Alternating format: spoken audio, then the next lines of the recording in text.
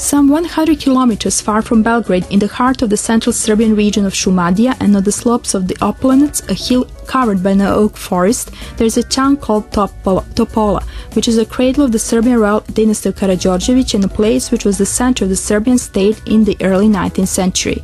Many centuries before that, in his travel writings of 1423, Bertrand de la Brocquiere wrote of this vine-growing region on the slopes of Mountains Kosma, Rudnik and Venčac. Very favorable climate and composition configuration of soil were beneficial for the growing of autochthonous sorts of vines, such as Prokupac, Vranac and Smederevka.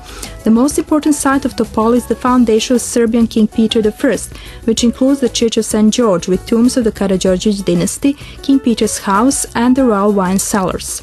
All members of the Karadjordjevic family were good hosts. They were never separated from their people and always tried to give a good example.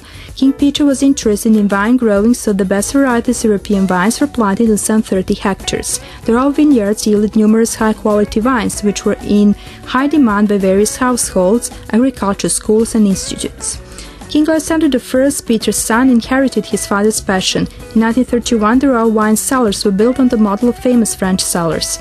It consisted of 2 underground levels of 45 meters in length and 15 meters in width. To date, stores all the barrels, including 3 received by King Alexander in 1922 as a wedding gift from his subjects, the Serb, Croats and Slovenes. Each barrel has a volume of 2,000 liters, and on the front of each verses of the Serbian, Croatian, Slovenian anthems have been carved, as the country was called the Kingdom of the Serbs, Croats and Slovenes at the time.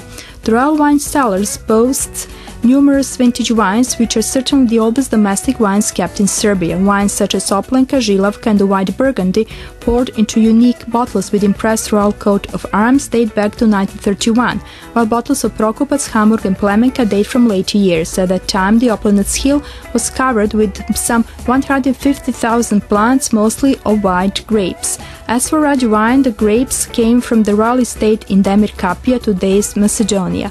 After the Second World War, the Oplenac vineyards were neglected until early 2000.